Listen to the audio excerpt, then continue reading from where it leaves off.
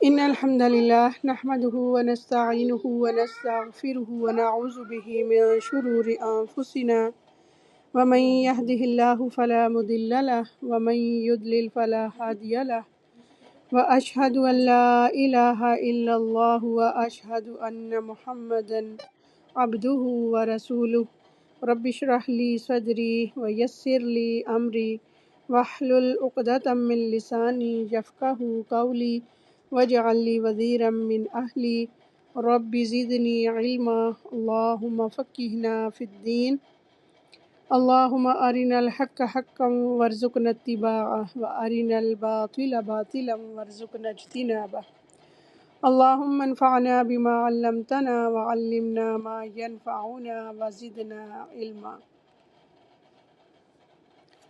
رب يسر ولا تعسر وتمم بالخير وبك نستعين سبحان الله وبحمده عدد خلقه ورضا نفسه وزنة عرشه ومداد كلماته اللهم صل على محمد وعلى آل محمد۔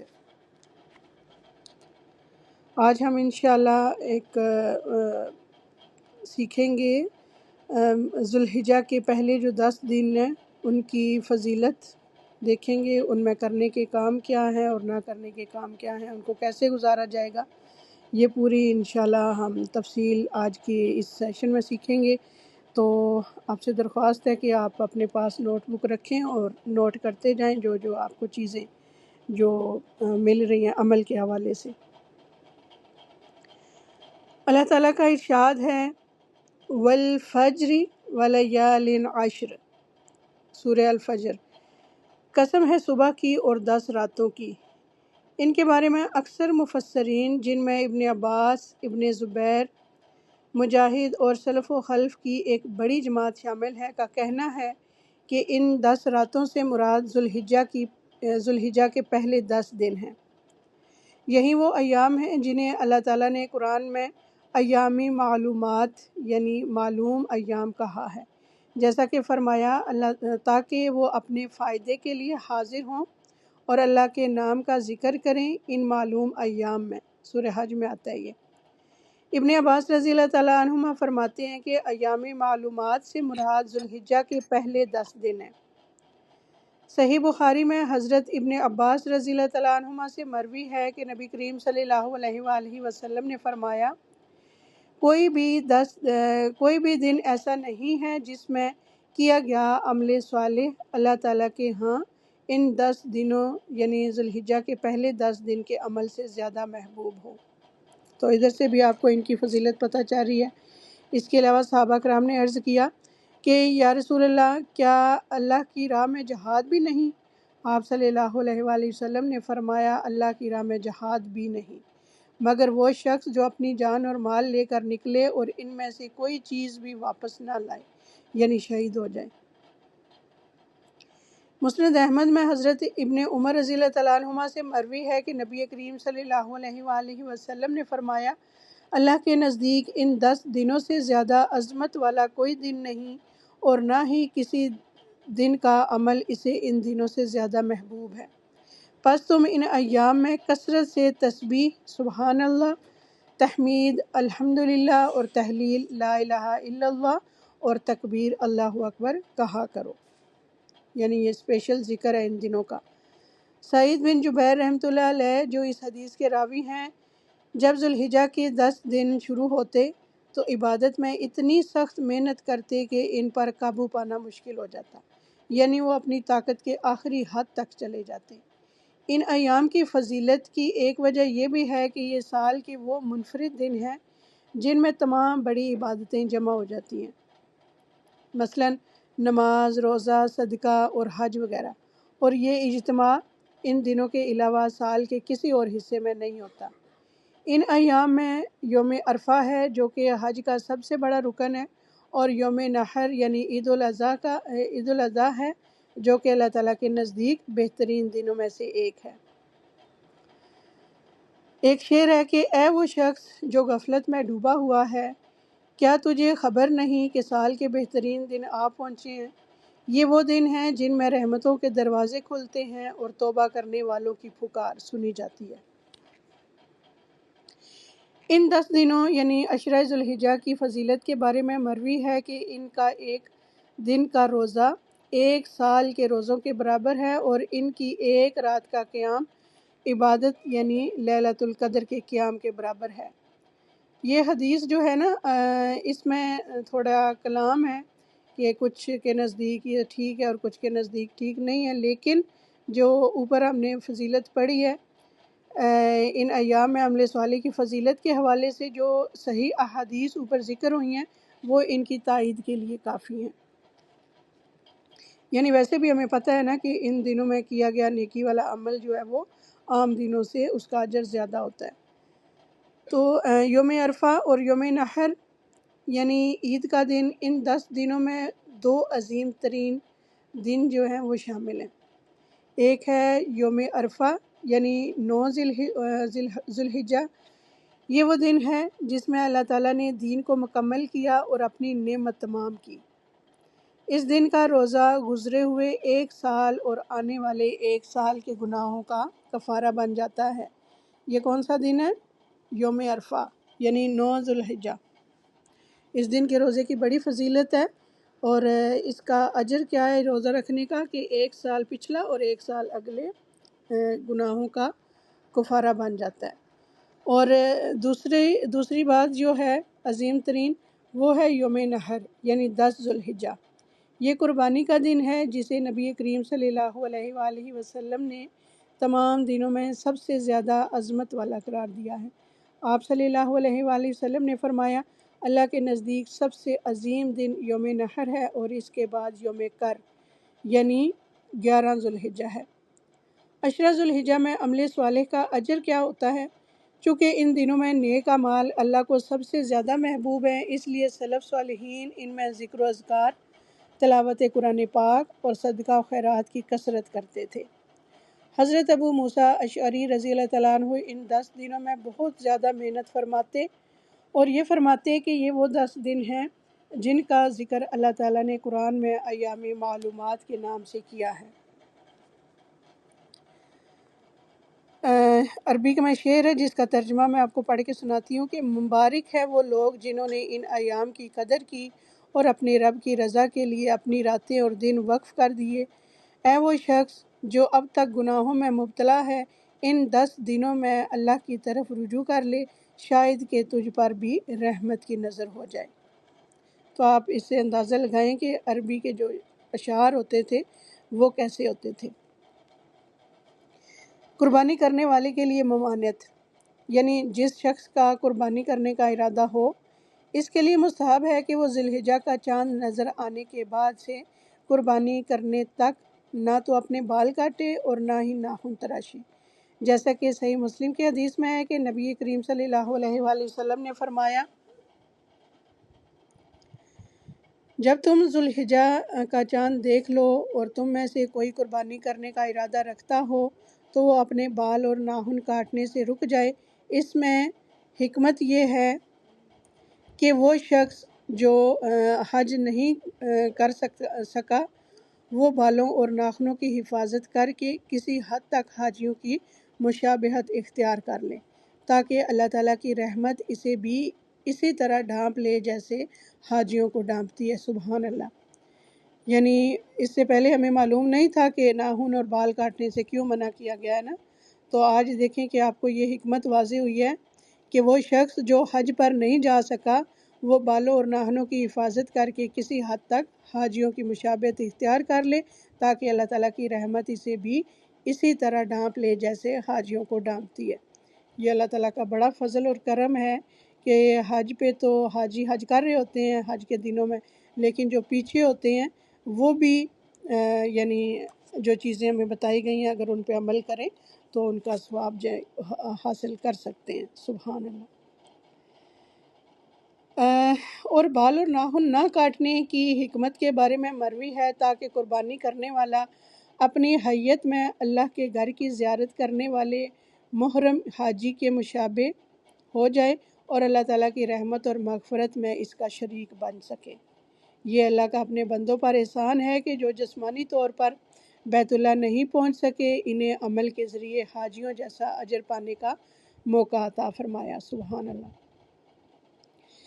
اس میں ذکر الہی کی کثرت کی جانی چاہیے۔ ان 10 دنوں میں ذکر الہی کی خاص اہمیت ہے۔ حضرت ابن عمر اور حضرت ابو ہریرہ رضی اللہ تعالیٰ عنہما کے بارے میں مروی ہے کہ وہ ان 10 دنوں میں بازار کی طرف نکل جاتے اور بلند آواز سے تکبیریں کہتے، اور لوگ بھی ان کے ساتھ تکبیریں کہتے تھے۔ تکبیر کس طرح سے ہے؟ تکبیر کے الفاظ یہ ہیں: اللہ اکبر، اللہ اکبر، لا الہ الا اللہ، واللہ اکبر، اللہ اکبر، وللہ الحمد۔ علماء فرماتے ہیں کہ ان ایام میں بلند آواز سے تکبیریں کہنا سنت مہجورہ یعنی چھوٹی ہوئی سنت ہے، جسے زندہ کرنا چاہیے۔ ذکر الہی سے دلوں کو زندگی ملتی ہے اور شیطان ذلیل اور رسوا ہوتا ہے۔ تو واقعی یہ دیکھیں سنت چھوٹی ہوئی ہے۔ آج کل ہمیں ایسا اگر ہم باہر نکلیں بھی، بازار میں ایون جائیں، تو ہمیں اس طرح کی کوئی چیز نہیں ملتی کہ کوئی بآواز بلند یہ تکبیرات کہہ رہا ہو ان 10 دنوں میں۔ تو اس کو اپنے بچوں کو بتائیں، مردوں کو بتائیں کہ بلند آواز میں راستے میں حضرت ابو ہریرہ اور حضرت ابن عمر جو تھے وہ نکل جاتے ہوتے تھے شہروں میں، بازاروں میں، گلیوں میں، تاکہ وہ تکبیر بلند آواز سے کہیں اور دوسرے سن کے ان کی تکبیر اور دوسرے لوگ بھی کہنا شروع کر دیں تو ان کو بھی ثواب ملے۔ تو اس سنت کو زندہ کریں گے انشاءاللہ، اپنے مردوں کو بتائیں گے کہ کیونکہ عورتیں تو باہر گلیوں میں اس طرح سے بلند آواز سے تکبیرات نہیں کہہ سکتی، وہ تو گھر میں بھی آہستہ دل میں ہی کہیں گی، اور مردوں کے لیے یہ خوبصورت ترین موقع ہے کہ وہ اس طرح سے اپنے ثواب میں اجر میں اضافہ کر سکتے ہیں۔ اچھا جی، یہ سنت مہجورہ ہے چھوٹی ہوئی سنت ہے جسے زندہ کرنا چاہیے۔ ذکر الہی سے دلوں کو زندگی ملتی ہے اور شیطان ذلیل اور رسوا ہوتا ہے۔ اس کے بعد ہے حج کی تڑپ اور باطنی حج۔ وہ لوگ جن کے دل کعبہ کی محبت میں تڑپ رہے ہیں لیکن وہ وہاں پہنچنے سے قاصر ہیں، ان کے لیے خوشخبری ہے کہ اللہ نیتوں کا حال جانتا ہے۔ شعر کا ترجمہ آپ کو سناتی ہوں میں۔ اگر میرے پاؤں مجھے تیرے گھر تک نہیں لے جا سکے تو میرا شوق اور میری تڑپ تیرے حضور پہنچ چکی ہے۔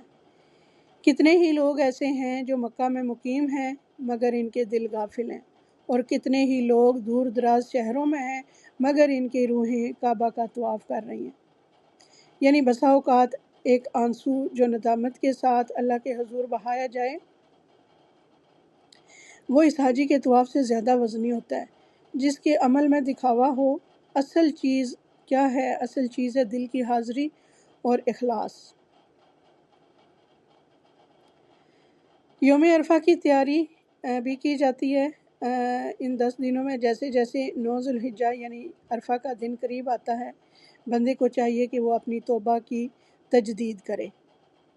توبہ کی تجدید کیا ہوتی ہے؟ نئے سرے سے توبہ کرے اپنے گناہوں کی، کیونکہ یہ سال کا وہ عظیم ترین دن ہے جس میں اللہ تعالیٰ سب سے زیادہ لوگوں کو جہنم کی آگ سے آزادی کا پروانہ عطا فرماتا ہے۔ یوم عرفہ 9 ذی الحجہ کے فضائل کیا ہیں کہ یوم عرفہ سال کے عظیم ترین دنوں میں سے ایک ہے۔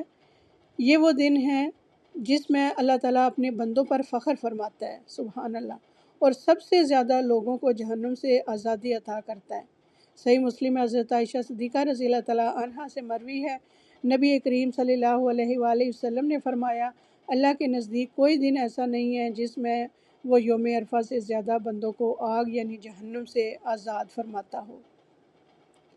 اللہ تعالیٰ اس دن زمین والوں عبادت گزاروں کی وجہ سے آسمان والوں فرشتوں پر فخر فرماتا ہے اور کہتا ہے، دیکھو میرے بندے، دیکھو یہ میرے بندے میرے پاس پراگندہ بال اور غبار آلود حالت میں آئے ہیں۔ یوم عرفہ کا روزہ، اس دن کا روزہ غیر حاجیوں کے لیے جو میدان عرفات میں نہیں ہیں بہت بڑی فضیلت رکھتا ہے۔ حاجی نہیں رکھتے روزہ، لیکن جو حج نہیں کر رہے ہوتے عام جیسے ہم ہیں تو ہمارے لیے یہ روزہ رکھنا بہت بڑی فضیلت کا باعث ہے۔ نبی کریم صلی اللہ علیہ وآلہ وسلم سے اس روزے کے بارے میں پوچھا گیا تو آپ صلی اللہ علیہ وآلہ وسلم نے فرمایا، یہ گزرے ہوئے ایک سال اور آنے والے ایک سال کے گناہوں کا کفارہ بن جاتا ہے۔ اس سے معلوم ہوتا ہے کہ اللہ کی رحمت کتنی وسیع ہے کہ وہ ایک دن کے روزے کے بدلے 2 سال کے صغیرہ گناہوں کو مٹا دیتا ہے۔ رہی بات ان کی جو میدان عرفات میں موجود ہیں تو ان کے لیے روزہ نہ رکھنا افضل ہے تاکہ وہ دعا اور ذکر کے لیے پوری قوت حاصل کر سکیں۔ یوم عرفہ کی بہترین جو دعا ہے وہ نبیوں کی دعا ہے۔ وہ کون سی دعا ہے؟ نبی پاک صلی اللہ علیہ وآلہ وسلم نے فرمایا بہترین دعا وہ ہے جو یوم عرفہ کو مانگی جائے، اور بہترین ذکر جو میں نے اور مجھ سے پہلے انبیاء نے کیا وہ یہ ہے، لا الہ الا اللہ وحدہ لا شریک لہ، لہ الملک ولہ الحمد وہو علی کل شیء قدیر۔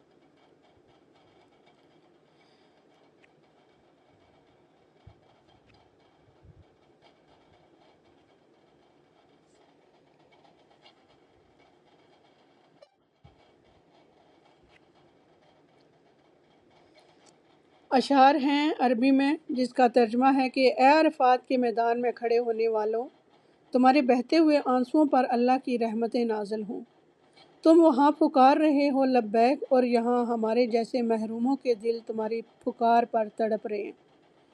یعنی وہ شخص جو جسمانی طور پہ میدان عرفات میں نہیں پہنچ سکا، اسے چاہیے کہ وہ اپنے گھر میں ہی اس دن کی حرمت کا خیال رکھے، روزے سے رہے، اپنی زبان کو ذکر سے تر رکھے اور غروب آفتاب تک اللہ کے حضور گریہ وزاری کرے۔ جو شخص اللہ کی طرف ایک بالشت قریب ہوتا ہے، اللہ اس کی طرف ایک ہاتھ قریب ہوتا ہے۔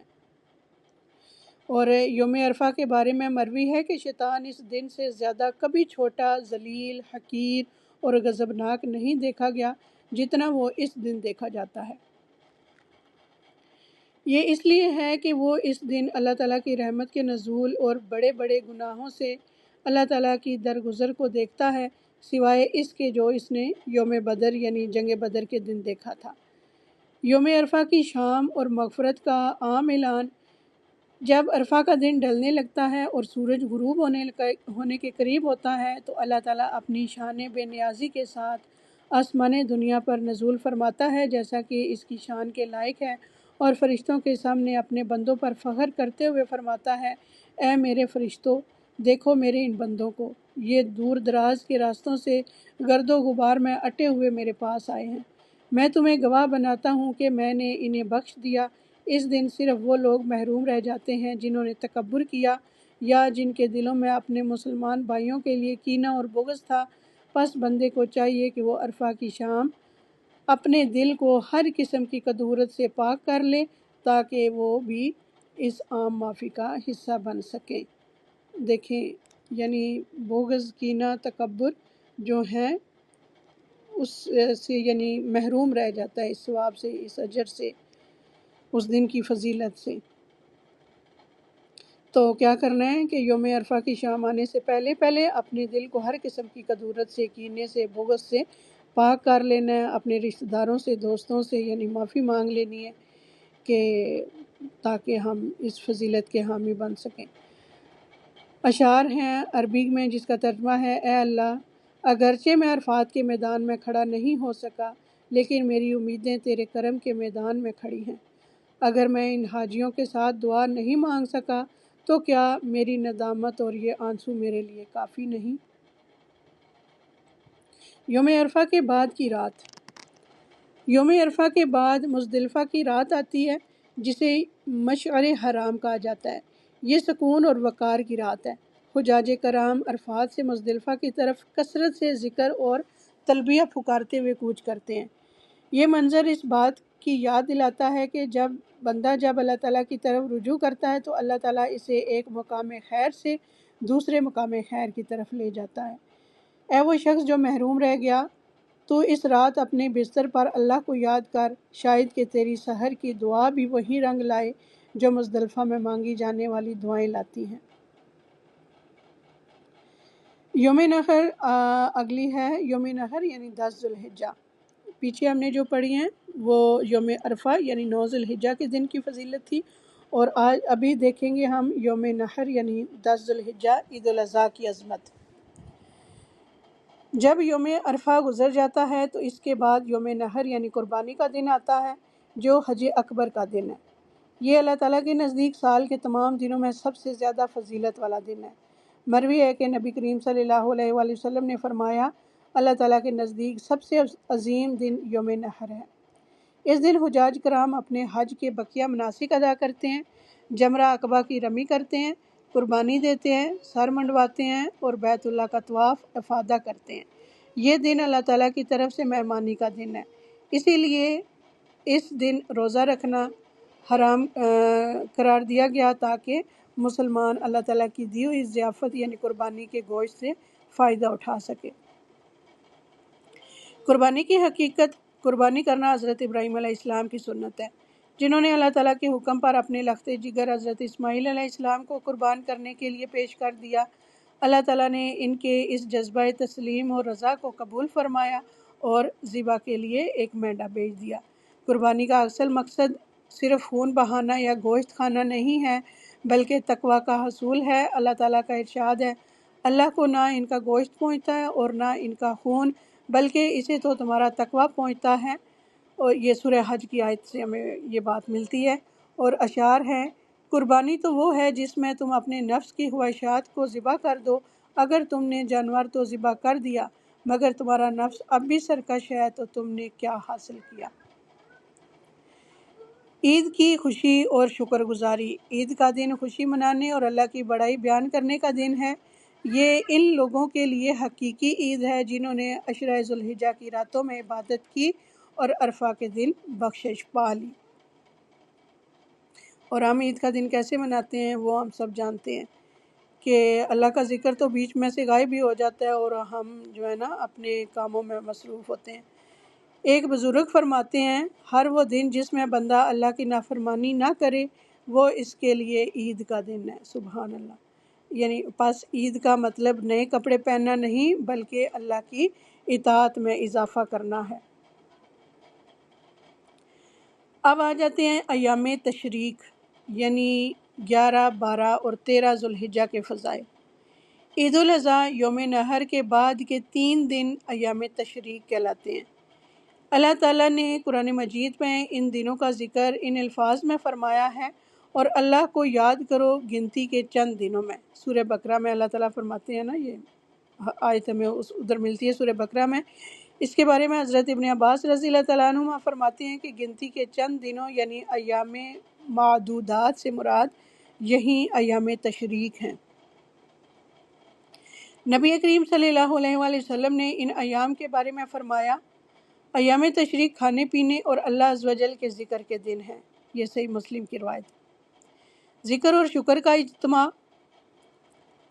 اس حدیث میں اس بات کی طرف اشارہ ہے کہ مومن کو اللہ کی دی ہوئی نعمتوں، کھانے پینے سے فائدے اٹھاتے ہوئے اس کے ذکر سے غافل نہیں ہونا چاہیے۔ جب اللہ تعالیٰ نے ان دنوں میں روزوں کو حرام قرار دیا تاکہ بندے اس کی مہمانی کا لطف اٹھا سکے، تو بندوں پر لازم ہے کہ وہ اس مہمانی کا حق کیسے ادا کریں؟ شکر اور ذکر کے ذریعے ادا کریں۔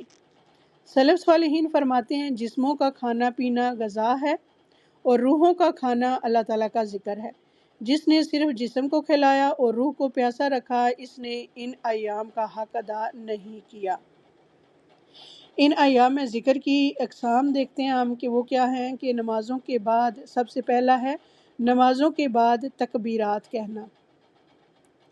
یعنی ایام تشریق میں نا نمازوں کے بعد تکبیرات کہنا، یہ ایک جو ہے نا ذکر کی قسم میں ہے کہ ہر فرض نماز کے بعد تکبیرات تشریق کہنا، جو کہ حضرت عمر، حضرت علی اور حضرت ابن مسعود رضی اللہ تعالیٰ عنہم سے ثابت ہے۔ یعنی ہر نماز کے بعد نا ایک دفعہ آپ اونچی آواز میں یا 3 دفعہ، یعنی جتنا ہو سکتا ہے آپ اونچی آواز میں ان 3 دنوں میں تکبیر کہہ سکتے ہیں، پڑھ سکتے ہیں۔ ہر فرض نماز کے بعد، یعنی کہ صبح پڑھی اور ظہر کو بھول گیا اور عصر کو بھول گیا اور عشاء کو پڑھ لی، ہر فرض نماز کے بعد پڑھنی ہے۔ اور دوسری ذکر کی قسم جو ہے وہ ذبح کے وقت تسمیہ و تکبیر، قربانی کے جانور ذبح کرتے وقت اللہ کا نام لینا۔ اور تیسری قسم جو ہے کھانے پینے سے پہلے اور بعد میں ذکر، یعنی بسم اللہ پڑھنا اور آخر میں الحمدللہ کہنا۔ چوتھی قسم جو ہے وہ رمی جمار کے وقت تکبیر یعنی حجاج کرام کا شیطانوں کو کنکریاں مارتے وقت اللہ اکبر کہنا، اور مطلق ذکر جو ہے وہ ہے اٹھتے بیٹھتے ہر حال میں اللہ کو یاد کرنا۔ یعنی ان کے علاوہ جو نمبر 5 پہ ہم نے دیکھا ہے وہ ہے عام ذکر جو ہم لوگ کرتے ہیں اٹھتے بیٹھتے، یعنی ہر حال میں اللہ تعالیٰ کا ذکر کرتے رہنا ہے۔ شعر ہے کہ اے وہ شخص جو لذتوں میں کھو گیا ہے، یاد رکھ کے اصل لذت تو اللہ تعالیٰ کی یاد میں ہے۔ جس زبان نے اپنے خالق کا ذکر نہیں کیا وہ زبان ذائقوں سے تو واقف ہو سکتی ہے مگر حقیقت بندگی سے ناواقف ہے۔ یعنی ان ایام کے ختم ہونے کے ساتھ ہی حج کے مبارک ایام اور سال کا آخری مہینہ اپنے اختتام کی طرف بڑھتا ہے، جو انسان کو اس کی زندگی کے خاتمے اور رب کے حضور پیشی کی یاد دلاتا ہے۔ ایام تشریق اور دعا کی قبولیت۔ مروی ہے کہ ان ایام یعنی 11، 12 اور 13 ذوالحجہ میں کی جانے والی دعائیں رد نہیں کی جاتی، خاص طور پر یوم القر یعنی 11 ذوالحجہ یعنی عید کے بعد والا دن۔ اس میں کیونکہ حجاج کرام قربانی اور طواف سے فارغ ہو کر مینا میں قیام کرتے ہیں اور اللہ تعالیٰ کی رحمتیں ان پر برستی ہیں۔ اس کے علاوہ ذکر الہی کی ہمہ گیریت، یعنی نبی کریم صلی اللہ علیہ وآلہ وسلم کا فرمان ہے کہ یہ دن کھانے پینے اور ذکر الہی کے ہیں۔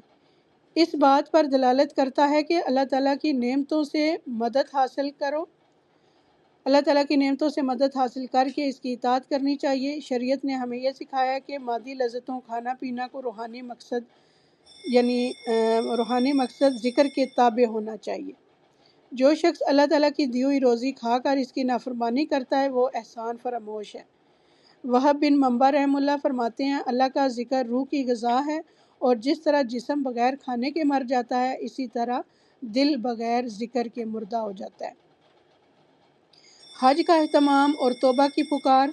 جب ایام تشریق ختم ہونے لگتے ہیں تو حج کے مناسک مکمل ہو جاتے ہیں، حجاج اپنے گھروں کو لوٹنے کی تیاری کرتے ہیں۔ اس موقع پر اللہ تعالیٰ نے قرآن میں حکم دیا، پھر جب تم اپنے حج کے ارکان پورے کر چکو تو اللہ تعالیٰ کو یاد کرو جس طرح تم اپنے باپ دادا کو یاد کرتے تھے، بلکہ اس سے بھی زیادہ۔ زمانہ جاہلیت میں عرب کیا کرتے تھے کہ حج سے فارغ ہو کر اپنے آباء و اجداد کے کارنامے فخر سے بیان کرتے تھے ایک دوسرے کے ساتھ، تو پھر اللہ تعالیٰ نے حکم دیا کہ اب وہ فخر اور ذکر صرف اللہ تعالیٰ کے لیے ہونا چاہیے۔ اشعار کا ترجمہ ہے کہ تمہارا حج مکمل ہو گیا، اب تمہاری زندگی میں تبدیلی آنی چاہیے۔ اگر تم اللہ کے گھر سے وہی گناہ لے کر لوٹے جو تم ساتھ لے کر گئے تھے تو تمہارے اس سفر نے تمہیں کیا دیا۔ سال کے اختتام پر کیا ہوتا ہے؟ ذوالحجہ سال کا آخری مہینہ ہے، اس کے ختم ہونے کے ساتھ ہی ایک پورا سال ہماری زندگی سے نکل جاتا ہے۔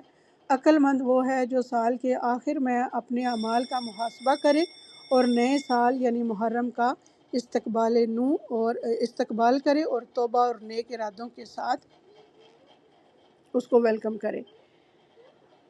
سال کا اختتام اور محاسبہ نفس۔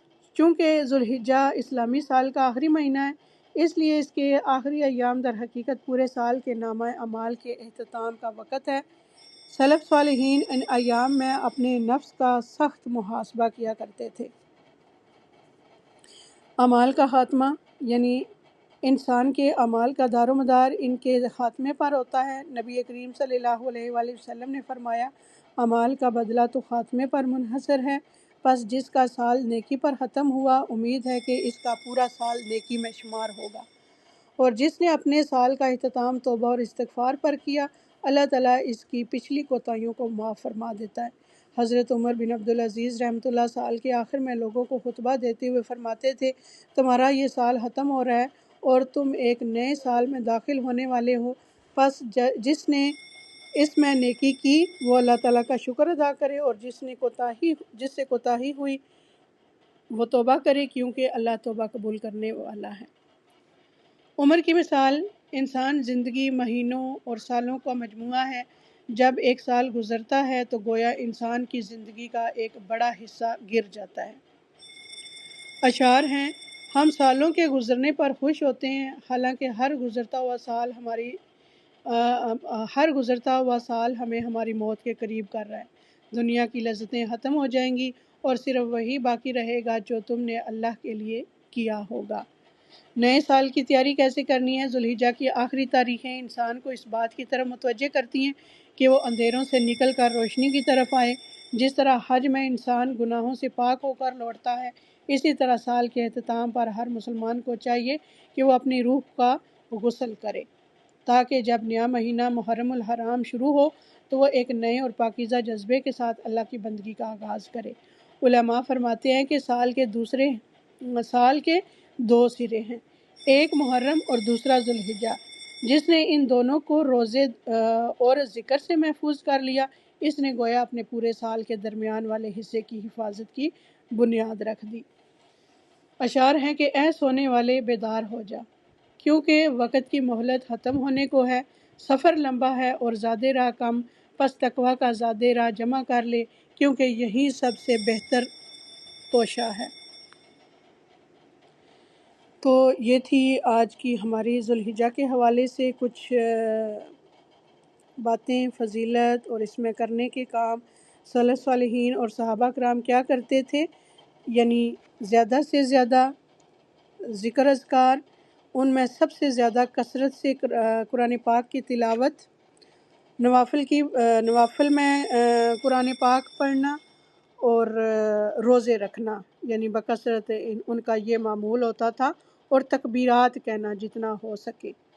تو اس سیشن کو ہم ادھر ہی ختم کرتے ہیں۔